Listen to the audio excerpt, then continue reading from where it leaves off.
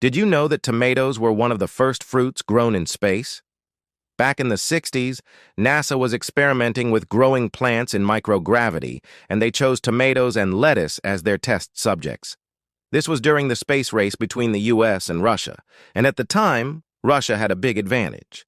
Their cosmonauts could easily grow fresh produce in space, while American astronauts had to rely on freeze-dried food.